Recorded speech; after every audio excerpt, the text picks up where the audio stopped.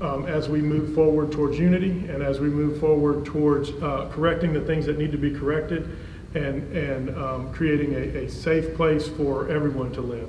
And so that's what today's about. I've asked some guests to come with us today. I've asked Mr. Wheeler, who's over here to my right. He's going to kind of help moderate for us this discussion. Really, this is an open conversation, and it's we're going to go through introductions here in just a moment, but I don't think there's a person here or a person in Crestview that would disagree that our country's hurting right now.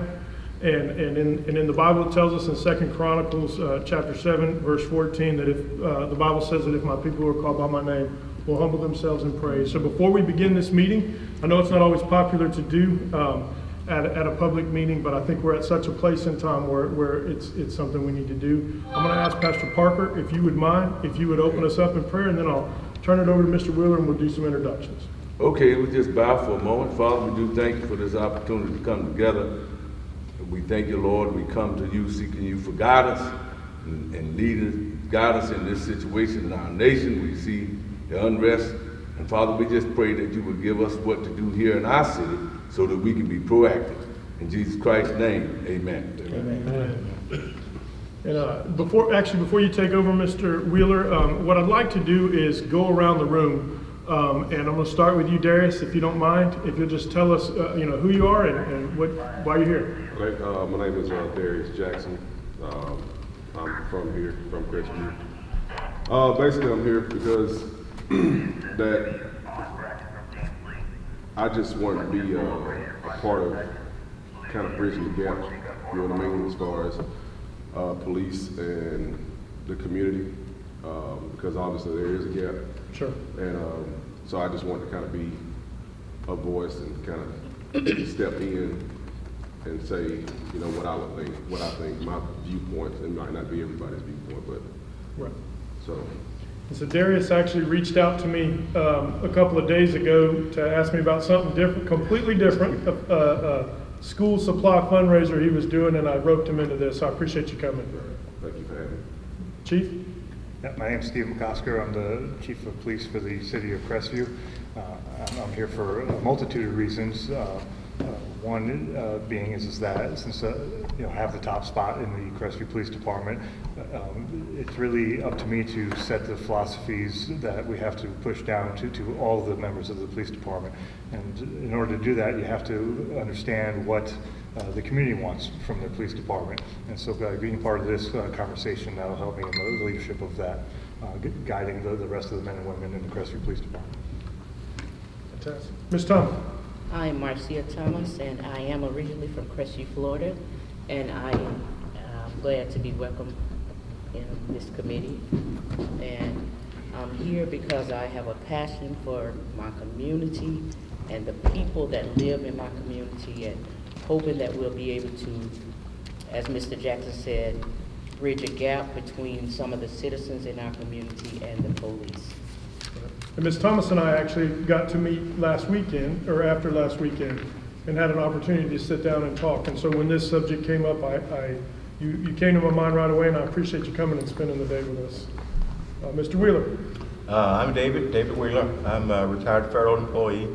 I've been living here for, about 70 years, I guess. It's just an opportunity for me to sit here and to listen and to learn and share any experience that I have in regards to balancing the policy aspect of where we are in our community versus the execution piece in our community. And we hope that we learn today and that we share today, and that when we walk out, we are on a different accord than when we came in here in terms of understanding what our policies are and how we're going to execute those. Fantastic. Mr. Wheeler is always helpful for me. He's always a voice of reason, and sometimes he checks me, and sometimes he just gives me advice. So I've already said my name is Tim Bolduc. I'm the city manager here for the city of Crestview, and I know this is super short notice for everybody involved, and so I appreciate CCTV for being here, Channel 3 for being here, and all of you that are on the panel for being here. We didn't give you much time to do this, but I feel like time is of the essence, and so that is why I believe that the leadership in this community, that there's no better time than right now for us to step up and take a positive role and try to bring, the mayor is going to talk, I'm sure, about his bringing a community together as his motto for this year, and that's what this is all about. So, Mr. Hayes? I'm Sanford Hayes, pastor of New Life Missionary Baptist Church. I was born and raised here in Crestview, and I want to thank Mr. Tim Manger for inviting me to come. I just want to throw this in that I believe in being proactive. And so a few years back, pastors, both black and white pastors, met, and we started putting a plan together. What we can do to make things better here in Crestview. And so it's just a pleasure just to be here as a part of this discussion. Yes, sir. Mayor Whitten? Yes, thank you. I'm J.B. Whitten, Mayor of Crestview, and when Tim called me the other night and said he was planning on doing this, I said, hey man, it's exactly what we need. We don't want to sit around and be reactive kind of city. We want to be proactive, get everything out in the open, see where we are, what we need to do. And as Tim also said just a few minutes ago, I think all of you know by now, the theme for this year for the city of Crestview is a community coming together. And that's what we want. We want us all to be able to sit down at a round table like this and really bring the community together. And so I appreciate y'all being here this afternoon, and see how we can promote that. Thank you. All right. Pastor Parker? Pastor Parker, Edward Parker, retired here 25 years ago this month, pastoring the church here in the local area, and so I feel very much part of this community now, and we're here today to learn and share to the best of our ability. Thank you. Again, thank you all for coming out today. And so at this point, what I'd like to do is kind of turn it over to you, Mr. Wheeler, and I'll try to be quiet, and we'll see if we can't just generate some conversation and see what we can do moving forward. Okay, great. That sounds wonderful. Don't want to iterate too much about what's going on in the country. I think we've talked about that. But I think the number one question is the reason for the activity here. And the first question I'd like to ask is, what was the mindset with establishing this? And I would like to have maybe the mayor to talk about that just a little bit, and maybe the city manager to kind of address with us the thought that went into setting this up. I'm sure that there was some mindset to mitigate or reduce some kind of proactiveness or less proactiveness. So let me hear a little bit deeper discussion about why we're here. All right. Mayor Whitten, would you like to take that? Sure, I'll do that. You know, all of us know what's going on around the country right now in various cities. And so it's would be real easy for us to sit back and say, oh, this is Crestview. We're different. We're not like Minneapolis or Washington, D.C. or anything like that. And so there are no problems here, but we know better than that.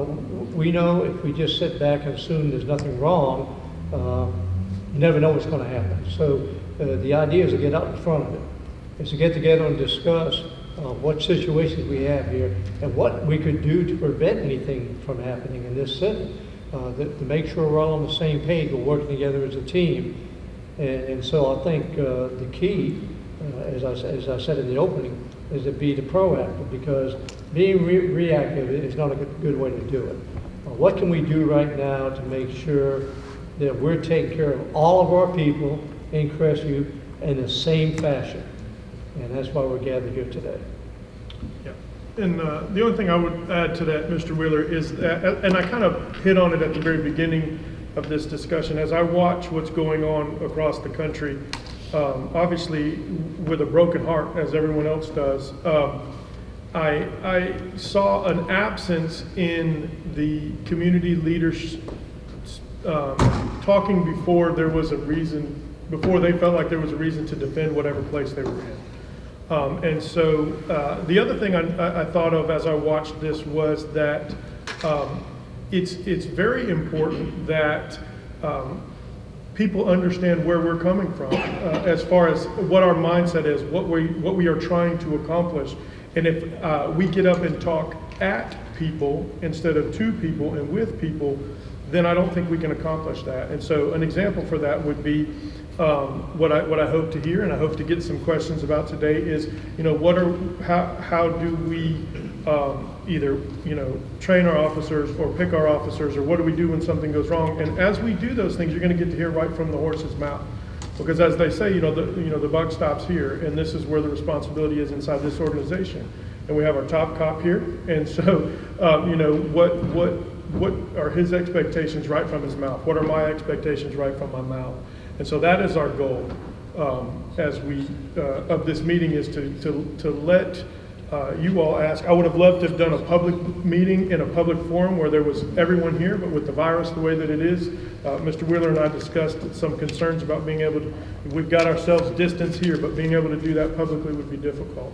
So that was the mindset, is, or the goal behind today's activity is to let's have a conversation. Let's get the questions that you all would like to have answered, and then see if we can learn from each other and move forward. Okay.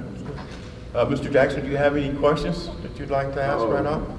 I guess the first question I'd ask is, what, if any, are there any preparations or steps that you guys take ahead of time to prevent, such things from happening in Crestview?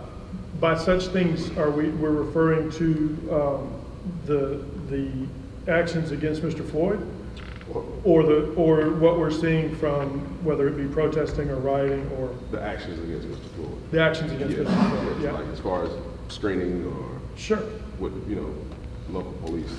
absolutely. I'd like Mr. McCosker to. Yeah. So, obviously, the actions against Mr. Floyd were very public, easy to see because they were videotaped and videotaped so close. I've been a defensive tactics instructor since 2004.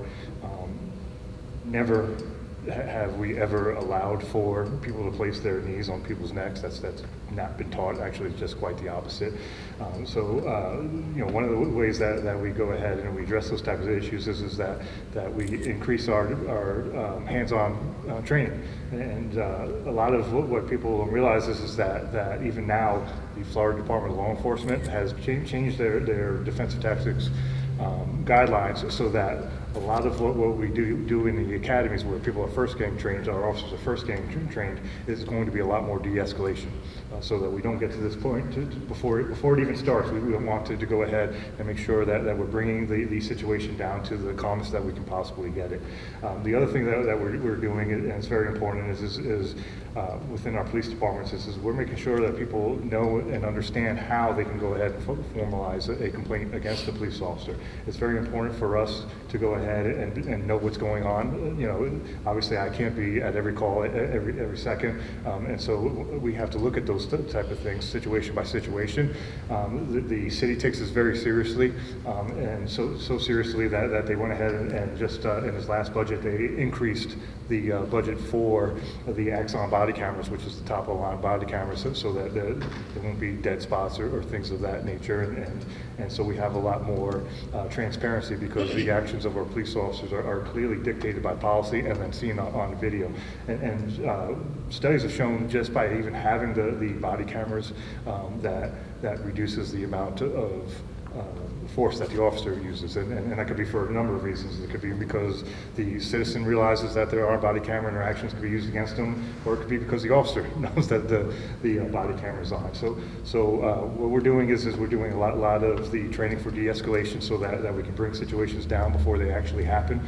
We actually just prior to this incident had sent 3 of our officers who are very good at speaking to people. We sent them to training to become trainers on those type of techniques, and we've been through that training already. It had not been the coronavirus, so that's going to be one of the key points for it, is having our officers constantly trained. The other thing is that if I do see something on body camera, and even if it doesn't raise to the point where it needs to be a discipline or something to that effect, if I see something that I'm not comfortable with, I bring that officer in and I speak to him myself. I don't push it down to a major or a sergeant to do it. I bring him in myself and explain to him this is what our philosophy is as a department. And a lot of times when I have those conversations, what I'm also doing is evaluating the officer's mental state. Police officers are human just like everybody else. And sometimes they have things that are going on in their home life. And if I find out that that's affecting their work life, what we do is we try to offer them the employee assistance program so that we can go ahead and get them back on course. And that's been very successful. And the last thing is through our recruiting techniques is that our questions during the interview process are designed to go ahead and figure out, does this person have issues that we're not going to be able to. I can't train somebody how to be a good person. Right. So I have to figure that out in the interview process. And finally, we do send our officers to a psychological screening before they become our police officers. Good. Is there a follow-up on this side, Mr. Reverend Parker? Well, I had, it wasn't a question, it's a thought in my mind, because right now we're dealing with a very sensitive area that most of us blacks, myself and all of us, have been dealing with for quite some time, and it gets very emotional. So I think about the human side that y'all talk about, because what we witnessed with the Floyd situation, it seemed as though the officer had no human connection to another human. I don't know how to phrase that right now, because I'm still dealing with it even myself. So what about the human side? Yeah, that's an excellent question, and actually all throughout my interview process to get this position, that was probably one of my key factors that I spoke about. The human side is extremely important, and one of the things that we're being very active in doing is that it's hard to hate up close. And so we're always going ahead and we're trying to find different ways to have our officers interact with people throughout the community, regardless of their race or their beliefs. And you have to have, in order to have that connection, you have to actually press the flesh. You have to actually be talking to people. And so we have been doing events like we did the Community Unity Walk, which drew about 300 people. We participated in the MLK parade, but we've also been doing things where we've been doing the graffiti reduction, and we've done that throughout the entire city. And we've been making more contacts with people because as they see us in the community doing that. So it is a constant conversation in this department about the human side, and it's a constant conversation about we're going to participate in this event, whether it's ours or not. We go to the various events, and I purposely go ahead and assign officers to those events. I don't, even though I have a community affairs unit, I have two people that run events and do the scheduling of events. I purposely schedule people to go to these other events, and we've had great success with even partnering with the sheriff's office when we did the community walk. It was very important to me that we didn't work the event, that we were part of the event. And so we were able to get the sheriff's department to go ahead and block the streets so that we can have a safe walk. And they did that, and then a lot of my officers were intermingled on their own, of their own doing, intermingled within that crowd. So the human part of it is really the basis of this job. And again, right from the beginning, when we're asking our questions in our oral interview, that's what we're focusing on. Is this person a good human being? Because again, I could teach somebody how to be a cop, but I can't teach somebody how to be a good human being. They have to start off with that. Mr. Willard, before we move on, I wanted to add one thing, and then there's a comment on Facebook that I would like the chief to address. But Pastor Parker, I'm glad that you said that, because you really hit on the head what was one of the deciding factors for Chief McCosker being selected for this position. I remember. Was helping me to understand, because as everyone, we're going to call it like we see it today. So as everyone knows, we have hurdles to overcome in building relationships here, and I knew that going in. And so that was one of my primary questions, and that was the first time that I had ever heard the response of the need for us to humanize that officers need to humanize the individuals that they deal with, and vice versa. And it was Chief McCosker that helped me to understand that. So I'm glad you brought that point up, because if I agree with you, when you watch the video, you see that there's an absence of common decency in there. And so, you know, that's why he's here. That's why he's here. One question, it'll be Tim, before you go to the question, I'd like to add to that too, because just this weekend, I was involved in 2 events, the graduation of your students over at the church and graduations of students over in Redstone Commons. In both events, I went there and the police were with me, and they were there as community partners. I mean, the kids were on the streets waving at me, waving at the police, waving at the fire, and those are the kind of events that we want people to see, that the human side of the police and the fire and the mayor. And so just this weekend, I experienced very favorable results of having your police out there, Chief. Appreciate that. And so this should be an easy answer, Chief. There's a comment on here that says that somebody's seen one of Crestview's finest put their foot on someone's neck.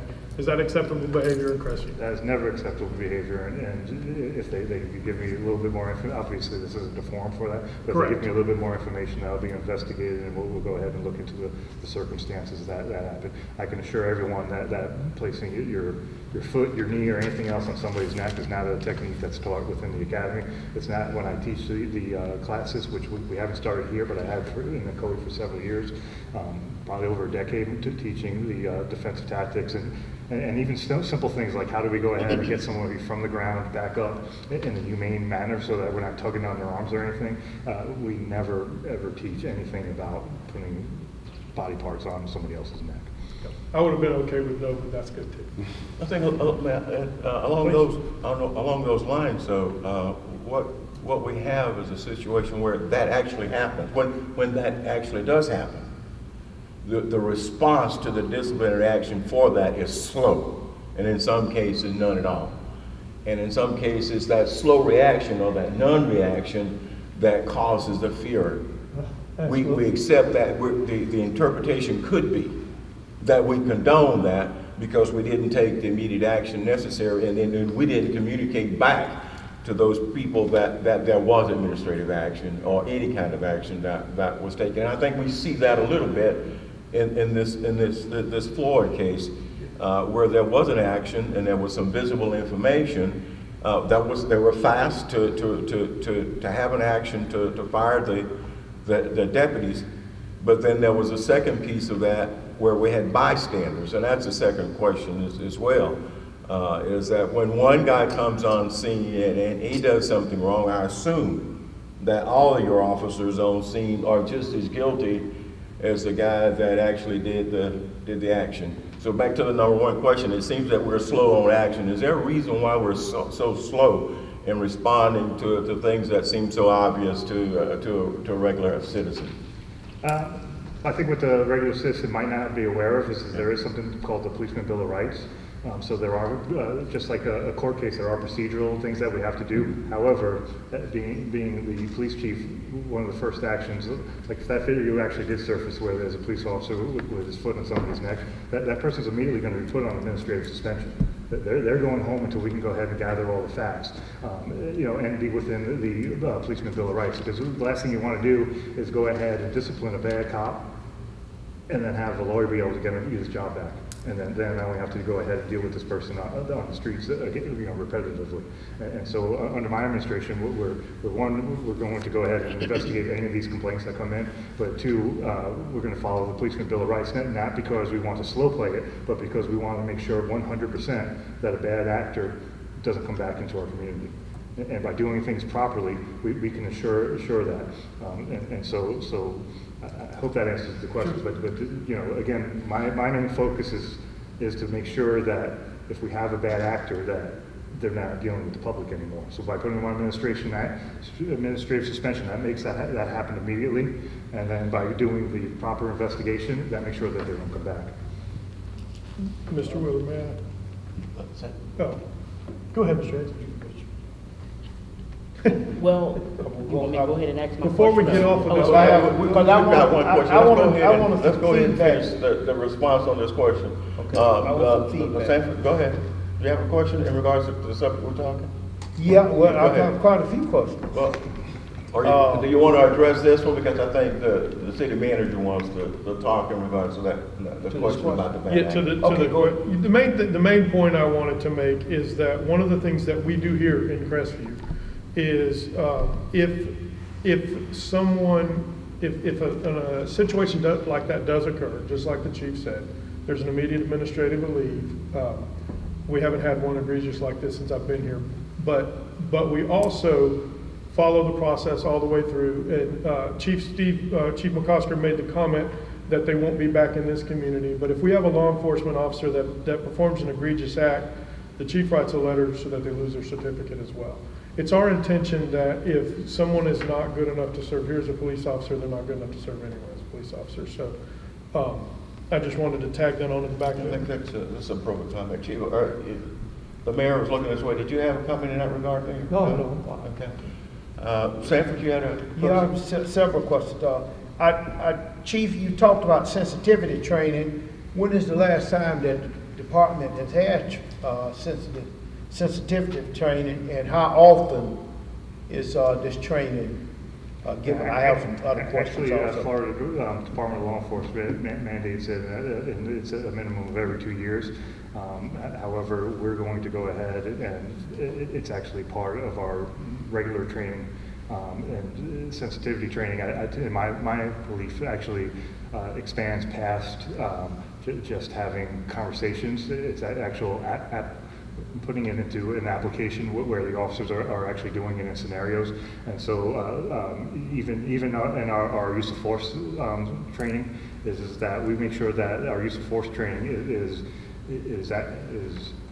current and relevant, and also has situations where the officer is speaking to people and in a manner that can gain compliance. And so I believe that's part of the sensitivity training also is where because we purposely provide training scenarios, sometimes human on human, sometimes through a simulator, but we're constantly putting it where sometimes there's not supposed to be any action whatsoever other than speaking. And again, I think that speaks to the human factor is that not every time that we go into a simulator or have an actor playing out a part that there's supposed to be action. Sometimes it's supposed to be you've got to talk this through, and once you talk it through, the scenario is over. And so that's part of the training, and that happens yearly at a minimum. And again, we use the best technology that we can. We go to the college and it's a simulator, and again, we purposely design our trainers purposely design it so that some of the simulations don't require any action whatsoever, even though the person's hostile. It doesn't require any action. Okay, now, Let me, in regard to that question of the sensitivity training, when we do this training, it's current then, and then there's a period of time that we do some follow-up training on that one. And I lost my train of thought, but what happens when the sensitivity training is violated the first time, the second time, the third time, the fourth time, and the 9th time? Where is that officer in that chain? Isn't there something in there that says there's a violation of his training for sensitivity, and at some point we have to look at him for disciplinary reactions, and to the point that we may even remove him? Yeah, and we had that scenario just recently where somebody's been removed for something that they had said. So what you're saying is accurate. Is that if we have a problem that where an officer's either repetitive or the person said something that we just can't deal with, then we're going to have to take discipline. That discipline can lead up to termination. So again, it's and a lot of that is based on what you have just said. Has this person been trained in it before? Is this somebody that should know better? Is it something that we can go ahead and correct? And so if the answer is yes to those questions, then we have to go ahead and utilize our discipline to go ahead and do that. But again, we are constantly taking steps to go ahead and address people and issues and concerns so that we can get them at the lowest level. You know, like I said, if we see somebody on the body camera and we just don't really care for the tone that they used, again, we pull them in and we're having conversations about, well, why exactly are you talking like this? Is there something going on that needs to be alleviated? And sometimes you can take care of the problem just by going through the employee assistance program, you know, before you even get to the discipline part, because it hasn't grown to be a problem yet. But we have to monitor all of our officers, and we have to do it at all different levels. You know, the sergeants have to provide us the information, you know, about what's going on with their squads, and the majors, you know, are overlooking different things. And so, you know, and again, whenever somebody from the public brings something to our attention, it's being reviewed. And something I didn't answer in the last question that you had specifically asked is that in my administration, if you bring a complaint forward, you get a phone call and a letter saying this is what happened at the resolve of that, and so that you will have all the information that you need. Thanks, Chief. Okay, I'm trying to combine both of these questions together so that citizens of the community will know when an officer is in violation. What procedure is taught for a takedown for entering a dwelling? And also, what is taught, what is the best way to resolve, either de-escalate a situation?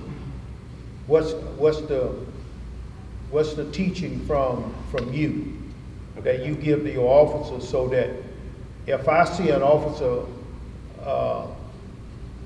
taking a person down or entering a dwelling, or either there's a situation that has reached a high level, how would I know if the officer is doing the right thing to resolve, de-escalate, or he's using the proper method that's been taught for a takedown? Chief, let's break that one down into the two issues that they are. Okay. One is when do you lawfully access someone's home or their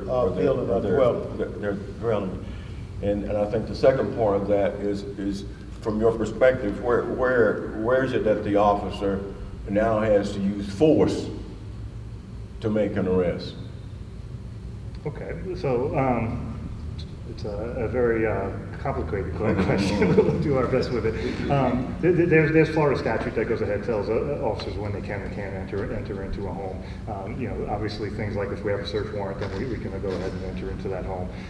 If we can visibly see that someone's in duress, then we can go ahead and enter that home. You know, if there's things that we know that's going on, and we can enter the home, but then exit the home once we secure it, so that we can go ahead and get a search warrant. You know, but you know, again, it would always be an officer's preference to not do things inside of the home, and the reason being is because it's more of a confined space where the person, possibly suspect, has more of an upper hand than we do. So we would definitely rather have people come out and comply. I don't know if there's a specific scenario that we're referring to here, so it makes the question a little bit tricky to handle it, but again, there are specific Florida statutes that tell us when we can and can't utilize or enter the home. As far as the use of force question is that the use of force should always be the minimal amount of force to gain compliance. And so obviously the first minimal amount of force is to ask for compliance. And so to answer that question, it really is a scenario by scenario type of situation, but the answer will always be minimal amount of force to go ahead and gain compliance. You know, once you have compliance, then there really should be no force. Again, if somebody sees something and it just doesn't feel right to them, then they should report it to us so that we can go ahead and review the body camera. What people may not know is that you can report things to the police to go ahead and investigate on themselves without ever giving your name. You don't have to actually get involved, and I don't know if everybody understands that. This is that just because the complaint doesn't have a name associated with it, you know, Mr. or Mrs. Anonymous is the person who filed the complaint, it still gets investigated as if anybody in this room said, this is what I observed. So again, anything that doesn't look right or feel right, that should be brought to our attention. But what we're going to be looking for is the least amount of force necessary to utilize to Well, will you explain this then? If a person is videoing the officer and another person that the officer had approached. When is it that that person crossed the line and videoing? At what point can the officer tell him or her that he or she can't video? Okay, they shouldn't be saying that they can't video. I mean, they can ask for some space in order to go ahead so that they can finish out whatever they're doing with some feeling of safety for themselves and also the person that they're dealing with. But I'm not really aware of a situation where they should be telling people to turn videos off. So long as they don't violate the space of the officer and it's preventing him from doing his duty, a citizen can video and record the actions that's taking place. Yeah, and we have a lot of them in Crestview that do that. So I haven't been made aware of a problem, but I am aware that there are several citizens that seem to, they usually call like cop watch groups, and we have quite a few that do that here. Well, now, let me ask this then I'll try to get out the way. Is there a possibility that, I don't know if it go through the city council, I don't know if it go through your office or go through Mr. Tim's office, is there a possibility of exploring having a community advisory board, not to make laws or to change laws, but to review policies and procedures and also make recommendations? I'm not opposed to that. And again, even though we're not currently accredited, all of our policies are in compliance with the Florida Accreditation Association, and it's something we're going to be moving forward to again. The only concern I would have is, again, is that the mayor and the city manager would have to review with the lawyer the policeman bill of rights when we're talking about officer violations. That there are certain things that would be in the officer's the police officer bill of rights that would have to go ahead and be considered. But as far as policies, I have absolutely no problem making anybody fully aware of what our policies are. We also go ahead and we hold once or twice a year, we hold the Citizen Police Academy, and that again is just a way for people to come in and learn about what's going on within the police department. But obviously if Mr. Bolduc and the mayor wanted a board or committee, I would welcome. So that's a possibility. Mr. Wheeler, can I address that, please? Please. And that is, in my first year, I started what I call a homelessness advisory committee, and then just before we got hit with the coronavirus, activated a youth advisory committee, and my next target was a citizens advisory committee. It wouldn't be focused just on the police; it would be on citizens' issues they want to bring to me that I can bring to the city manager or bring to any particular department. And of course, coronavirus just kind of put everything on a wayside. But I think that's a great concept. I'm willing to activate that, and I do go through the city council and get their permission to do that. I say I want to have this advisory council, and they pass a resolution doing that, and then they work directly with me. I'll take it directly to the council, city manager, whatever, and definitely pursue that once we get acting back to normal, which should be real soon. So, do you have any questions coming in? There are a ton of questions coming in. I'd like to hit a couple of things if I can. One of the comments or statements that was made was about, when is it appropriate to video and that kind of stuff, and the chief did I think a good job of covering that. It's always okay to video. I mean, we're videoing. It's okay. The body cameras are videoing. And one of the questions was, at what extent is there too much force, and when should someone step in?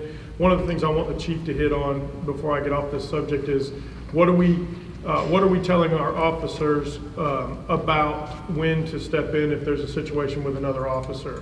I think that's a conversation that is worthwhile for today's discussion.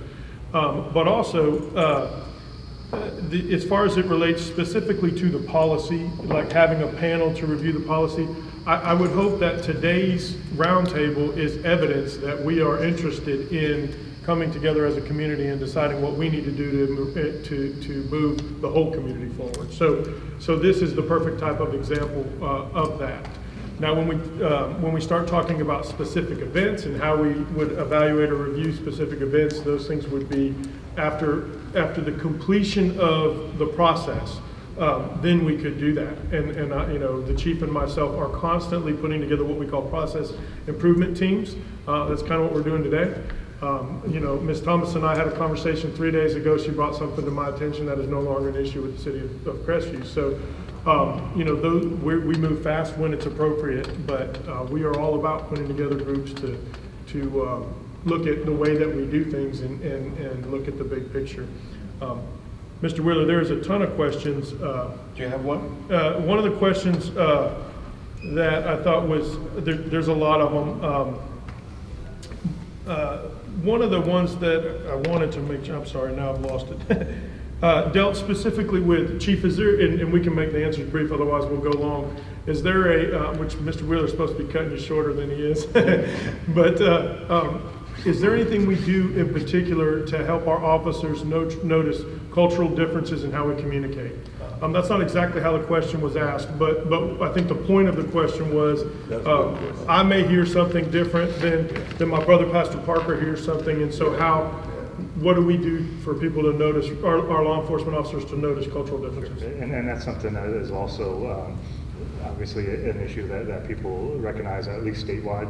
Can't speak for the nation because I don't have a certificate anywhere else, but from the time the police officer goes to the academy, there's training on that, and then FDLE also has a mandatory training block that deals specifically with dealing with the exact issues that you're speaking about, and it runs the gamut of different cultures that you have to deal with. So there is a mandatory training that even I have to go ahead and take, in order to keep our certificates active. Okay, this one can be a yes or no. One of the comments here was just spitballing, but will the police chief allow the people that are on the panels to ride along with the officers for a day? When the coronavirus, yes, is done, yes. I couldn't get just yes. Nope, you couldn't. I didn't realize it's long. I set it up for it. All right.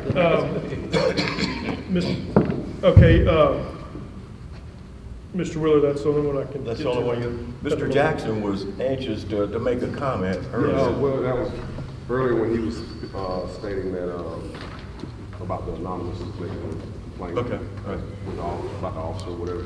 What's the procedure and where does someone go to do that? Do they come to the police department, do they go to City Hall, where do they go to do something like that? Sure, I'm going to go on a limb and say I'm 99.9% sure that we have the forms on the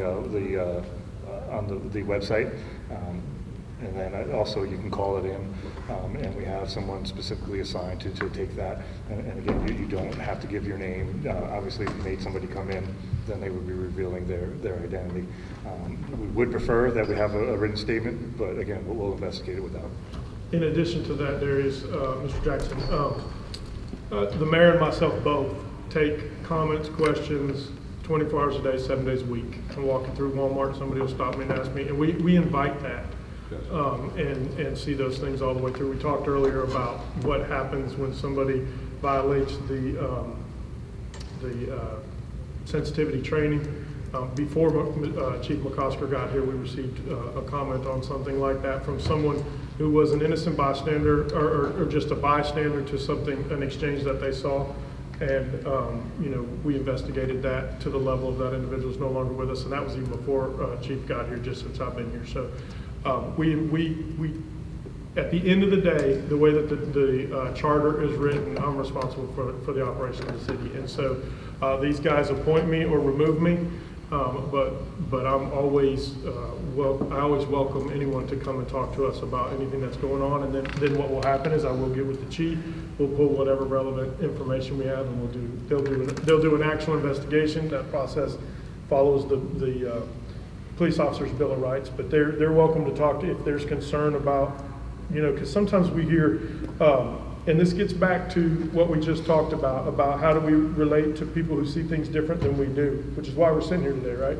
Yes, so, me picking up the phone and calling the chief of police on a complaint in another town may be different than somebody else, the way someone else, just based on their past experiences. So if there's a need my door is open, the mayor's door is open, and we'll take a look at it. You know, I've yet to see one that Chief McCosker didn't look into, but we're happy to do it too. Let me ask this question. What is the procedure for a peaceful demonstration? You want me to answer? Yes, by all means. That was one of my questions as well. Okay, absolutely. Well, obviously, anybody, well, maybe not obviously, but anybody who knows me knows that I believe in the Constitution of the United States. And I believe in the freedom of speech, and we will, and the chief and I had this conversation before he was the chief of Crestview, we will do everything necessary to protect both the Constitution and the right, and people's right to assemble at all times. And so what we prefer is that we have that conversation on the front end so that we can be there to provide and to participate. I had the opportunity yesterday to observe the NAACP did a rally in Fort Walton Beach. It was a prayer vigil. I'm from Fort Walton, most of you know, and I had an opportunity to observe that. And to me, it was one of the more productive things that I've seen related to this particular national crisis. And that was because it was cooperative between the NAACP, the faith community, and the city of Fort Walton. And those are the kind of things we welcome. So the direct answer, I answer as long as you do, Chief. The direct answer to your question, Pastor Hayes, is that our preference is that you call us and say, hey, we would like to have a rally, a protest, a vigil, whatever it is, and together we'll figure out the safest way to do that, and we'll support it. That's not a problem. We want you to exercise your right to assemble. But what happens if we organize a peaceful demonstration and some known group that may not value our beliefs, and they want to come in and counteract what we are doing, and you got two forces there. Sure. Now, what actions are taken to prevent that group that's not favoring our viewpoint, and violence may arise because of that? Now, how do you handle that? In the city of Crestview, we will protect the right to peacefully assemble. So if your point is that someone is trying to stop you from assembling, we're going to protect your right to peacefully assemble. But the assembly will be peaceful. And so if an assembly or a protest, which is completely legal under the First Amendment, if a protest then turns into a riot, there's obviously a difference between the two. And we will protect the health and safety of the citizens of Crestview. That's our both job. of them protest at the same time, in the same area? Everybody has equal right. So as long as it was peaceful, I can't imagine a scenario where we would not. So the deal, the question, the thing that makes our country great is the same thing that makes it so difficult. Is that if I want the right to stand on the corner and share my beliefs, I have to be willing to allow someone to stand on the corner across the street and share theirs. And as long as that is done in a peaceful manner, then we support the First Amendment and people's right to But you'll have law enforcement there. Sure. To protect the right of each individual. Yes, sir. Absolutely. Everything you said was correct. And again, going back, we would much rather you go ahead and work with us, and we can go ahead and just like we did for the food drive the other day, they told us they were going to have a food drive, and I actually filled out the permit for the guys so that we can reroute traffic and everything else like that. So, again, we want to make the community, it's your community, so we want to make it so that whatever you want to do, we're trying to go ahead and say yes, because it's your community, and so we're trying to help that out. I do know that in Jacksonville, they did have a peaceful assembly that was later taken over by a group that was not peaceful. In those type of situations, unfortunately, you may have to go ahead and say, now that it's no longer peaceful, it's an unlawful assembly, but that's a totally different situation. Right. And there'll be ample warnings given that, hey, listen, we got to break this up and regroup for another day. But again, that was a totally different situation where you had a peaceful riot and then they got infiltrated by a group that decided they weren't going to be peaceful. But as far as two conflicting sides, we will be the line through the middle. That's what we're here for. Does that answer your question, Mr. Hayes? Yes, sir. Are there any more questions for the panel people? Got any questions before we take another question? I have a question. Ms. Thomas? Okay, my question is to the chief, for the chief.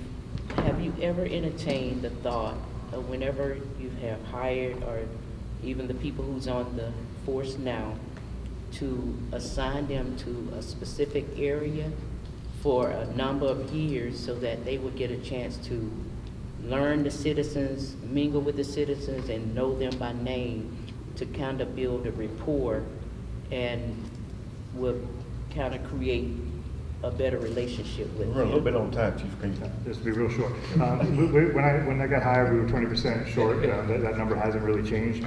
Once we get a little bit more on, then on the department, we'll be able to go ahead and do specifically that. That's always been the plan, even through my interview process. Did you hire someone from Jacksonville? Have I hired somebody from Max Did you Jackson? bring somebody in from Jacksonville? Did someone hire in from Jacksonville about a couple of months ago? Not that I'm aware of, but if you know somebody, I'll hire.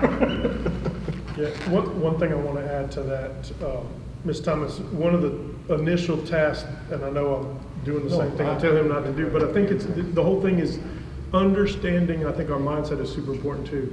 One of the jobs that Chief McCosker had from the very beginning was to assess the staff, determine, to make sure that people were in the right positions, doing the right things, that investigators are the right investigators, and all from the entire organization. And so, that doesn't happen overnight. And so the only way that you can truly assess someone is to see them in operation, and so that's what's going on.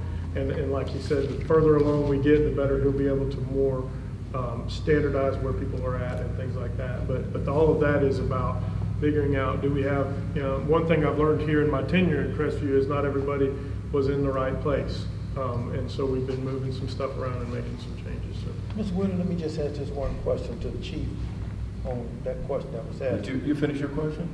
Well, kinda. I kinda had another one, like Go ahead with your another one. Well, kinda still go with this one. Okay. But whenever you do hire individuals, I know you all do background checks and references checks, but I think what I want to know is, do y'all ask anybody who these people have went to school with, who actually know these individuals, or who they have worked with previous, not the people they put down or listed as a reference? Because I can list somebody as a reference and tell them, hey, I put you down as a reference, so put a good word in for me. So I'm just saying, maybe you could ask somebody who, outside of the references, who know these people who are applying for these jobs, because everybody doesn't have great verbal skills or a people person, and when they're in this line of work, you need to have both of those. Mm-hmm. And the hiring process, from the time that we say yes, we want to hire, it usually takes about a month and a half, and it's because we do all of that. If you put down that you lived at a certain place, we go to that place and knock on the neighbors' doors. Okay. And so that your neighbors aren't always the people that you put down on the application, and sometimes you didn't get along with your neighbors, and we want to know why. And so that is part of the process, and it's why it takes so long to get somebody on. Mr. Whitten, let me just ask you One about other. this. Oh, go. You get one more. Yeah.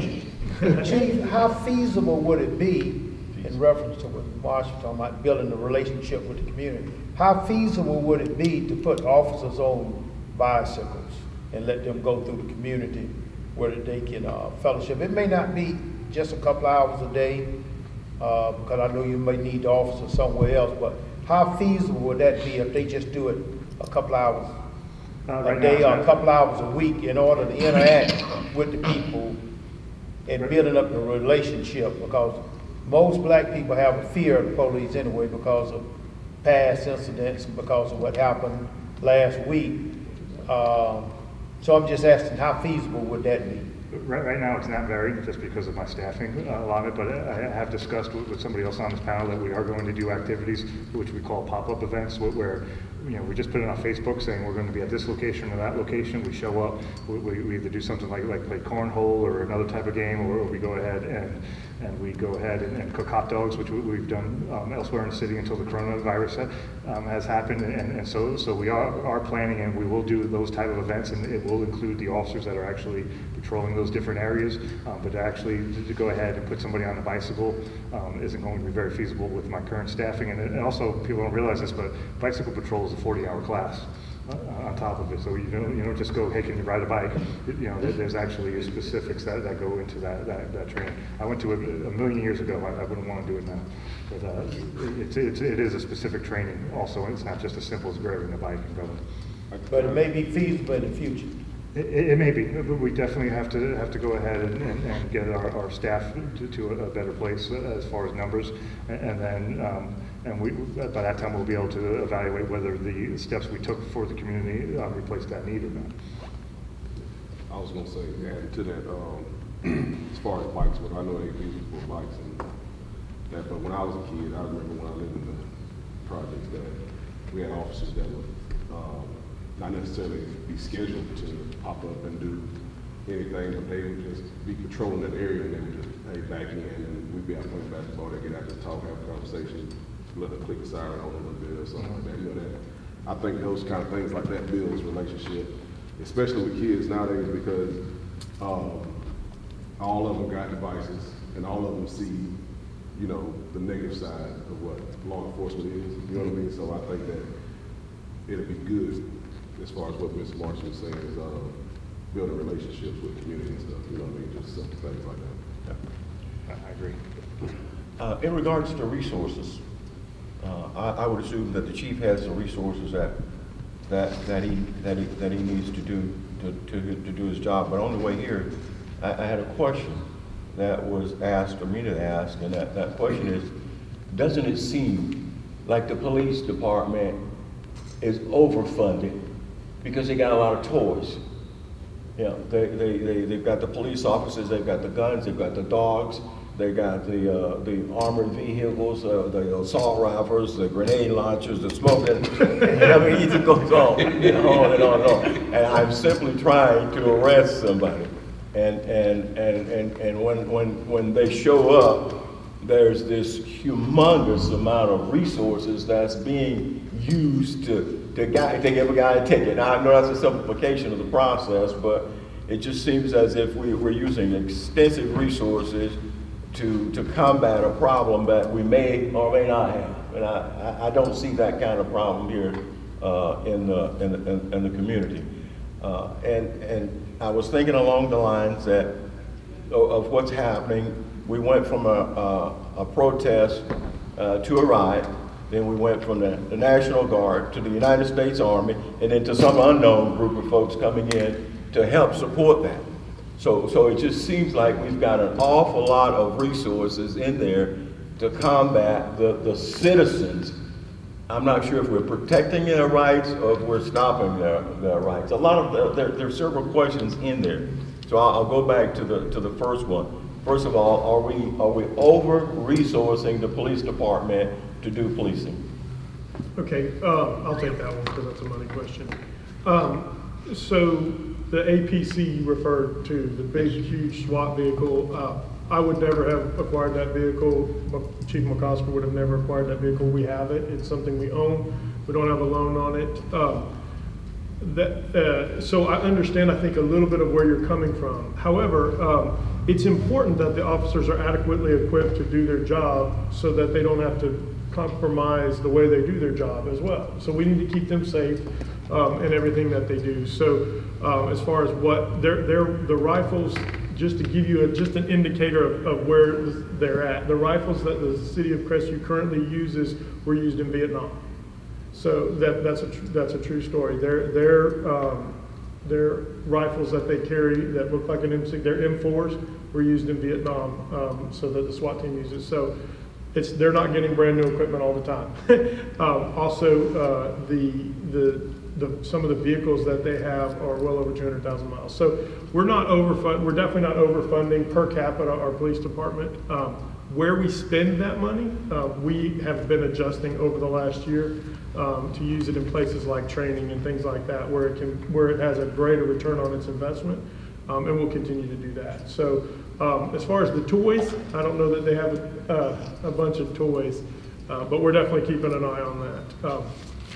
We did get one question that I wanted to hit, if it's okay. Sure, yes, sir. You've got the floor right now. Yeah, I do, and I lost my question, dang it. Well, while you ask that question, I'll ask a question. Why is it that I see it in the minority community, especially in the hood where I live, and referring to what Mr. Wheeler piggybacked that it can be a simple traffic stop, and the next thing you know is maybe four or five officers down there in their cars.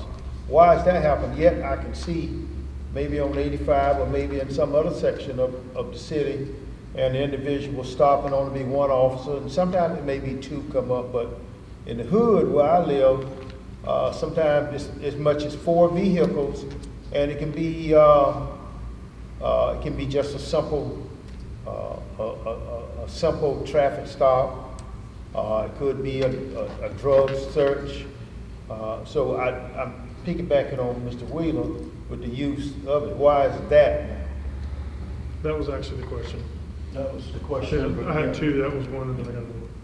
Well, definitely, each traffic stop has to be looked at on an individual basis. I mean, obviously, if one of my officers is pulling somebody over, it's routine and actually a safe practice to go ahead and start a second unit in that direction to make sure that they have backup, because again, when you're pulling over a vehicle, you don't know who they are. I would hope, and we'll definitely look into to make sure it's happening, is that once our officers realize that there isn't a threat, that they're backing off the numbers.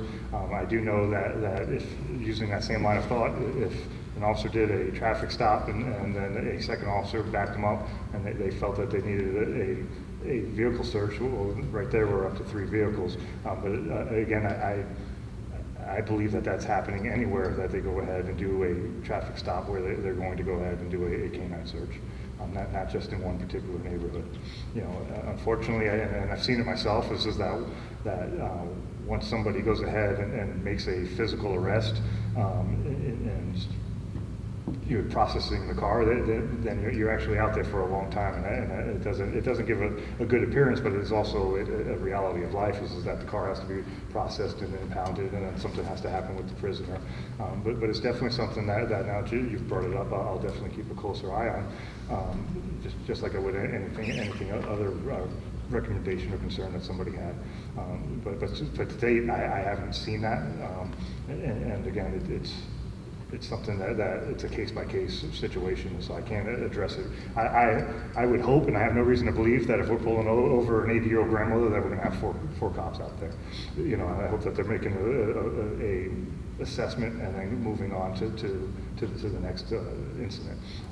One of the statistics that we track, and again, we're just being candid here. So one of the statistics that we track to make sure that it's not an unequal distribution of the resources is who's getting pulled over, who's getting tickets, who's getting passes.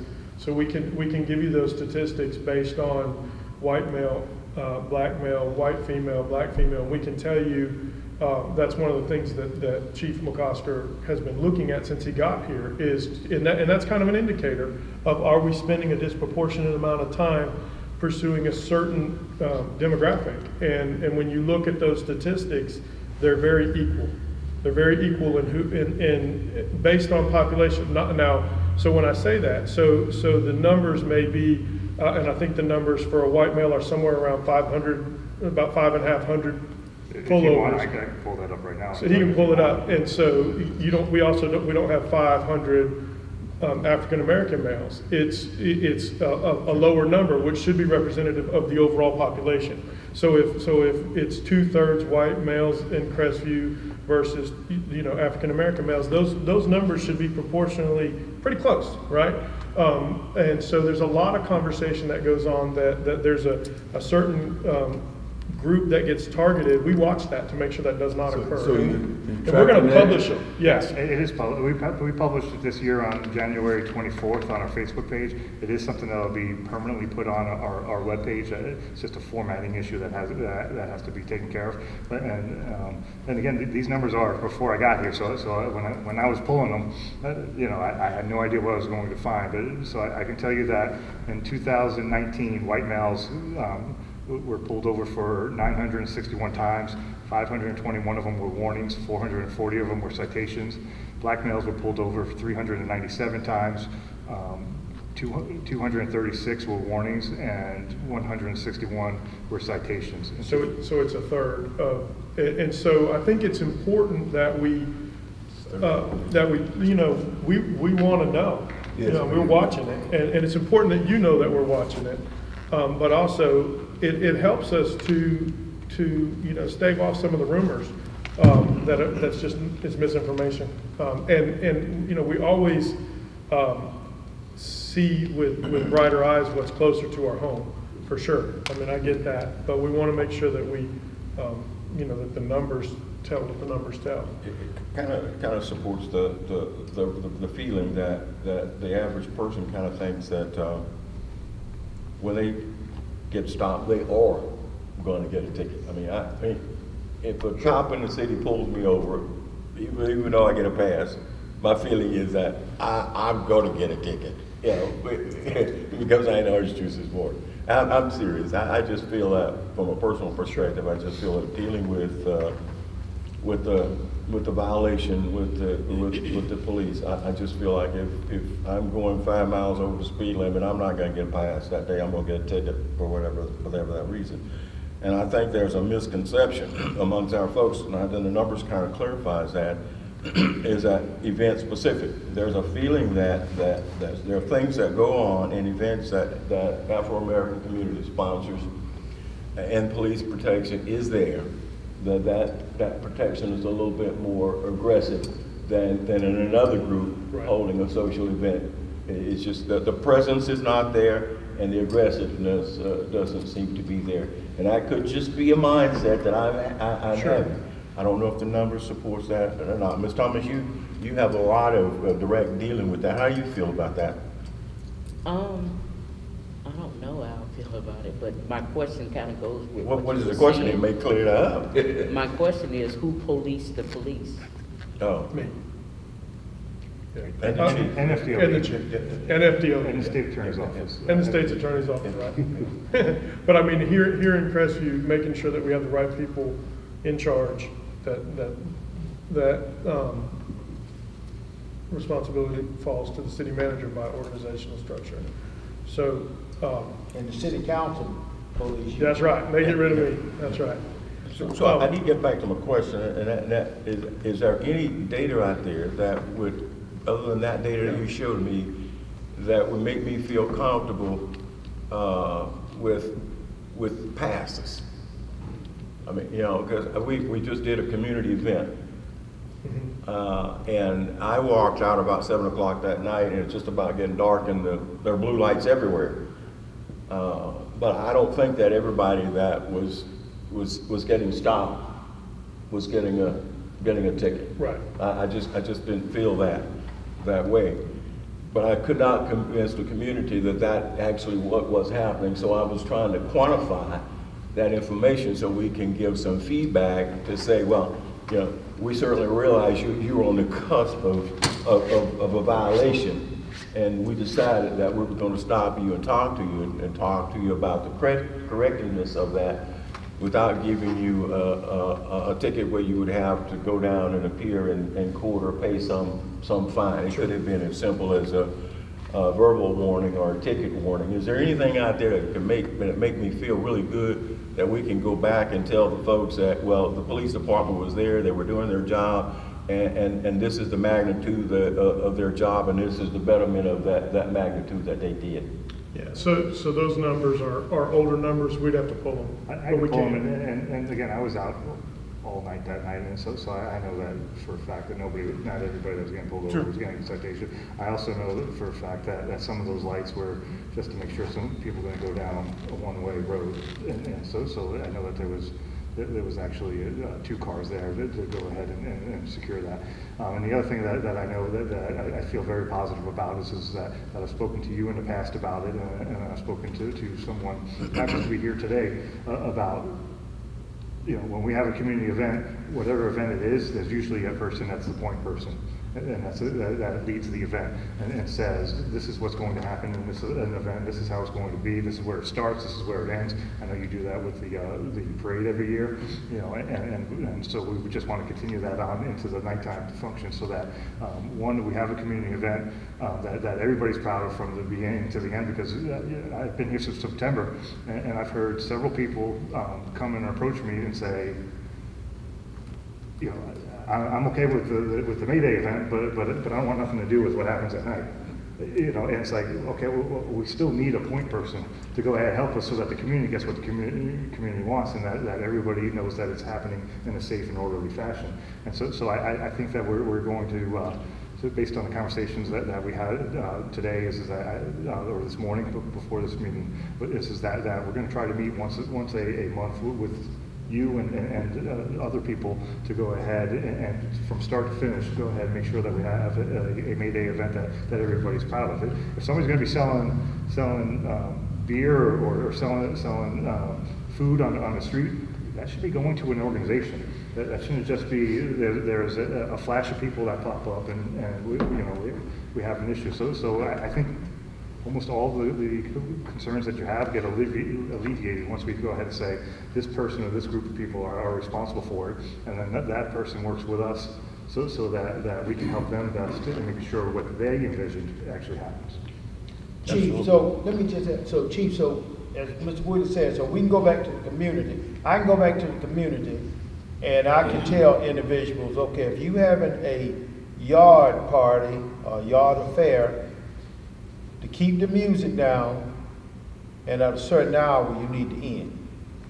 Well, again, I don't want to be the fun police. So if nobody in the community is complaining that the music's too loud at a certain time, then it goes on. I would rather it be that the community tells us, okay, we're done with this, but the noise ordinance says 11 o'clock. One of the things that I definitely have seen since I've been here is that a lot of these parties that just kind of pop up, I think they start off as a nice friendly family party, and then several hundred people show up and they just park willy-nilly and they just walk around everywhere, and that becomes an issue. And so really, if we can go ahead and address, and mostly younger people, if we can address, hey, if you park orderly, and if you stay off the street, so that cars can get in and out.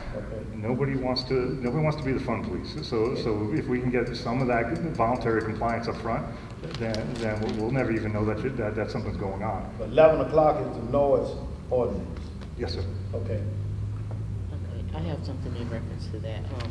Whenever they're having like a block party down in the Gap, what we call it, and there's people who live down there, and maybe your officers are stopping people or have shut down the street or something, and then they have to show ID like I did on the 23rd. I kind of got upset. I didn't show no emotion, but I was just putting myself in the place of somebody else who could have been visiting me, and they wouldn't have let them come down there because they don't live there, and we don't have a curfew, and we wasn't under no particular order to where we had to be off the streets at a certain time. You're absolutely right, and I could see where that would be frustrating. But also at the same time, when we're having a house party that had grown into, it was actually now becoming two houses that were across the street from each other, and then so you would have been getting down there into not necessarily you, but people that were trying to add to those numbers, and then they were also, like I said, there was nobody in charge of it or anything else like that, and it was growing to too large where it was going to be a concern for other people and other people's safety, and so it was only temporary that we had to do that, and yes, I fully understand that's frustrating, and again, that's why if we go ahead and we're asking for your help, is if somebody goes ahead and says, if you're going to have this party, just keep it off the street the best you can, and then the cops will never actually even know what's going on. And that's honestly how I feel about it, is just that I don't want to, we're not the fun police, we don't want to break up parties. However, when it spills out into the street, and then we have issues where an EMS truck or anything else couldn't get through, and I was down there, the people that were at that particular event you're talking about did not want to move.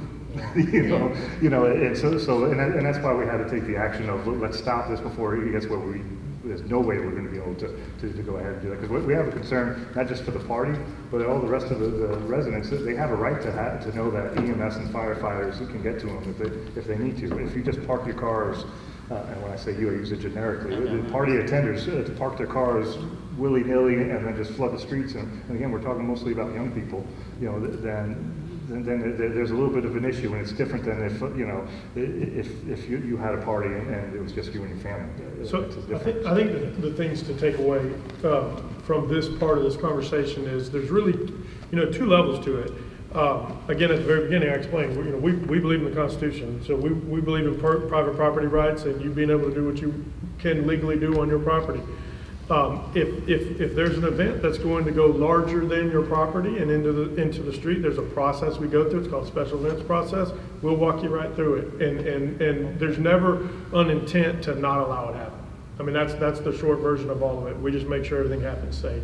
One of the questions that we got on here, and I'll state it and answer it just briefly, is that do we make decisions on who we keep and who we get rid of based on staffing levels? And the answer to that question is no.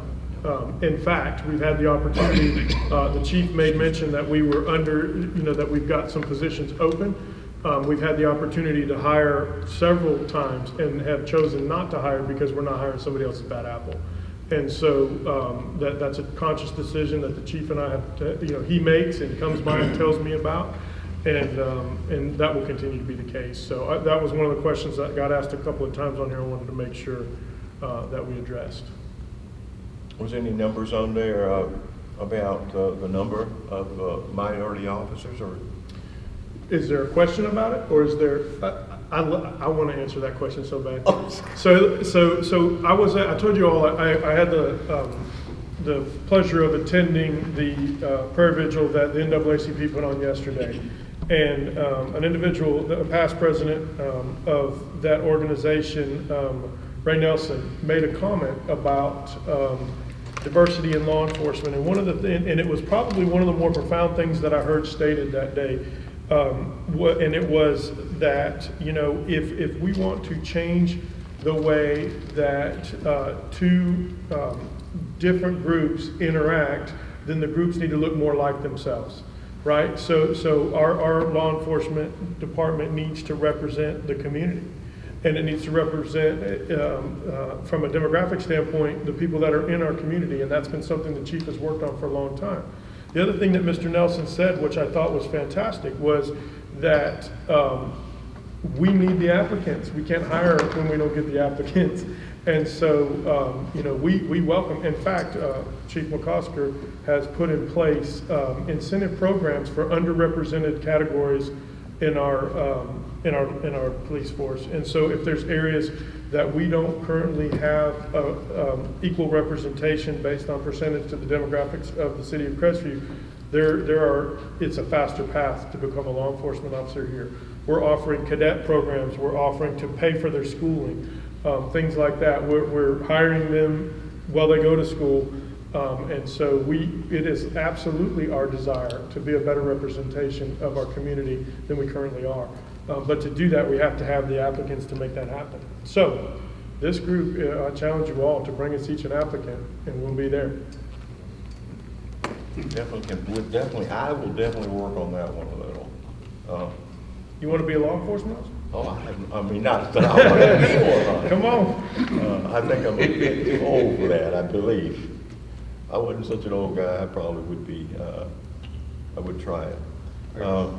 Do you have any more questions off the list? No, sir. Most of the questions have been answered in some form or fashion.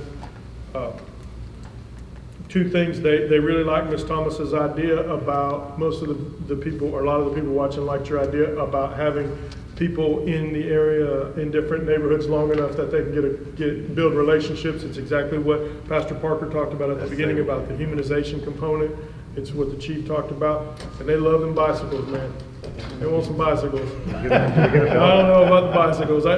It's funny, when my very first strategic planning meeting we had out in one of our communities, that came up, and they said, can you guys bring bicycles? Your response times are too long. And I said, I can't do both. You can't get there faster and have bicycles. I got a question. it's off the subject of police, but more so of the city. Sure.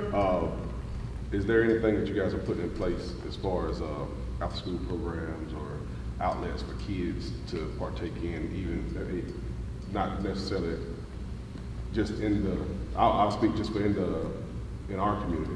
Yes. Like as far as Allen Park and stuff, when I grew up, it was Boys and Girls Club and things going on down there, but now it's nothing, you know what I mean? You just show up, you know, play basketball or something for a little bit and, you know, go After home. hours. Yeah. Yeah, so, go They ahead. actually have an after-hours program at Allen Park. Yeah. Ms. The Patrice village Williams. is there at Allen Ms. Park. Patrice every day. Williams also have Okay. And program. there's a senior program in the mornings, Right. and in the afternoon, there's kid programs, so that's the way it's broken. So what we're doing, Darius, Mr. Jackson, to do, so staffing is part of our issue in Parks and Recreation right now. The city, during the downturn, had to put Parks and Recreation inside of Public Services, and everybody's heard my sob story about needing enough staff. And so the only way that we can enhance the programs right now is to partner with outside groups. And so Ms. Patrice and her group have created some after-school programs. There's tutoring going on in the Carver Hill. Is it a cost for those programs? or- No, Okay. no, all of that stuff is free. We've actually secured community development block grant funding for next year, which our intent for that is to use it to do improvements. So one of the things that I was tasked with was cleaning up deteriorated buildings. Right. And so in my very first strategic planning, I thought I was smart, right? And I'm having a conversation, and Mr. Wheeler says to me, well, Mr. Bolduc, how are you're gonna cite these people for having their properties in bad condition, but what if they can't afford to fix it? And so we didn't cite them for a year, and I went and found a funding source. And so now what we're gonna do is partner with those homes. So if someone can't afford to get their home fixed up, we're gonna do that through our block grant program. We'll also be able to sponsor, a certain percentage of that money can be used for after-school programs, and it has to be used in, with a specific HUD-targeted group. So it's income-based and minority-based and things like that. So that's a funding source for us to maybe us pay staff and provide free service for those after-school type programs, and that's what we expect to do moving into October. Gotcha. No more questions from the panel? So if there's no more there, Chief, Do you want to do a pass-through, sir? we will do one. All right. We will definitely do one. I'll start right here with Marcia Thomas. It's just a pass-through. You have any Closing comments? comments at all? I don't have any comments. We're glad that you came. We know you're becoming more visible in the community and representing a younger set of folks than myself and Pastor Parker and Hayes. So we appreciate Talk about that. yourself. We appreciate that leadership. Mr. Jackson? I just appreciate y'all for having me. Okay, great. And then Pastor I Parker. appreciate y'all for having me. Thank you for the invite, Tim, and Chief, we just want to say that we need the police. We need you all out there, and I for one, I enjoy seeing them around my church, so I want to thank you for the job that they do. These are very difficult times that we are dealing with in the nation, and I know you're feeling it there where you are and with your people and working. So we are here. If you feel like running questions by us, I'm here. I'm available to give you my insight on what we see. Thank you, I really appreciate that. Pastor Hayes. I just appreciate being invited to the meeting, and I got lots of input from everyone here, and want to thank the chief for the job he's done. I met him before he got hired, and we talked, and some of the things, what he said he was going to do, he's living up to it. So we want to thank the chief, and we pray that you and your officers that remain safe, and while they're doing their job. Thank you, Chief. Thank you, sir. Thank you, Mr. Tim. And I'll just make a comment as I close. I'm going to turn it over to the city manager, and he can address with his people how that works. Okay. Thanks for holding the meeting. Yes. I think it was necessary to do this. And doing this doesn't negate the process for the community. Should the community at some time would like to do the lawful constitutional gathering to speak on issues in terms of a protest. And we would want that protest to obviously be legal and not divert to the riot aspect of that. And we'd love to, and as I understand that, the chief and the manager and the mayor here has espoused to the fact that the appropriate kind of protection for that will happen. That will happen. Right now, I don't know of any protests that are planned to support or defray any of the police stuff. And I appreciate the police officers. I understand the job that they have to do. And I'm sitting there watching the protests, and I'm watching the riots, and I'm watching the police officers as well, and I'm seeing them in these uniforms with these helmets on and with these billy clubs and standing firm and supporting the law. And then I see those protesters on the other side who are advocating for better treatment in the law. And it's just not about the law, it's about jobs. It's about a lot of stuff that I don't want to really get into. I just want to say I thank the police for their patience. We do notice the difference. Yes.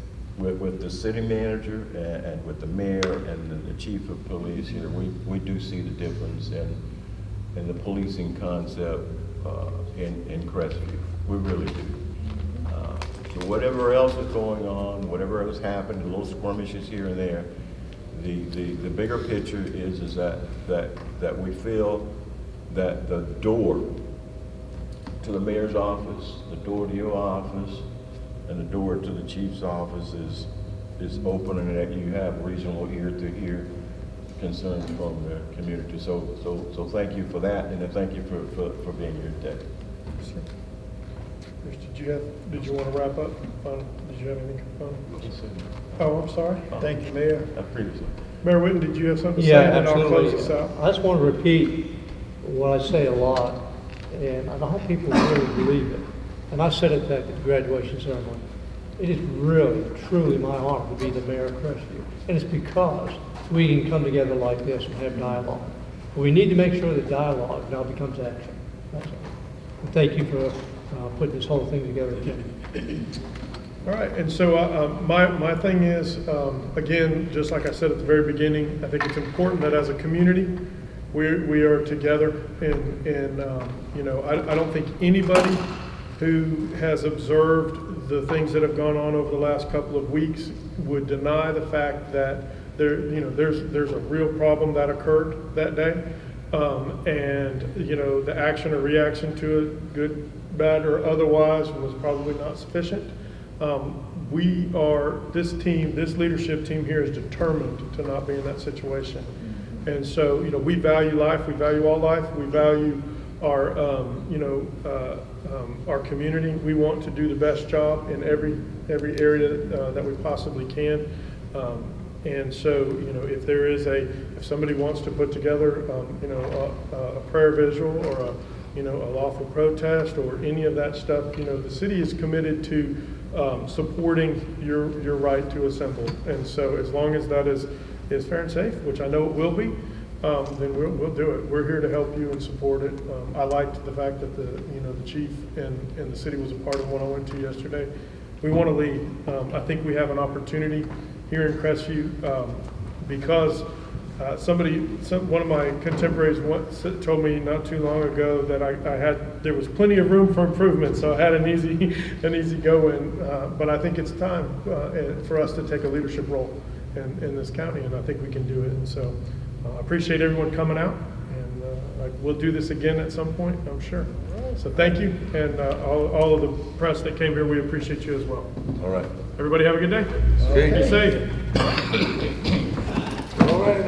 Man, I gotta stop running into you. Man, that's a bad idea. Hey, have you got a minute? Let me talk to Yes, sir. both. Oh, I know that Darius had gotten some questions, that's the only thing I had. I didn't know whether I was supposed to see him right now, so I was at work. Oh, you're good. I mean, really, it was just about, Oh, first church. so it was good for you to be able to do that. You know that? So we don't run on too long and then whatever. I'll get you in trouble. Yeah.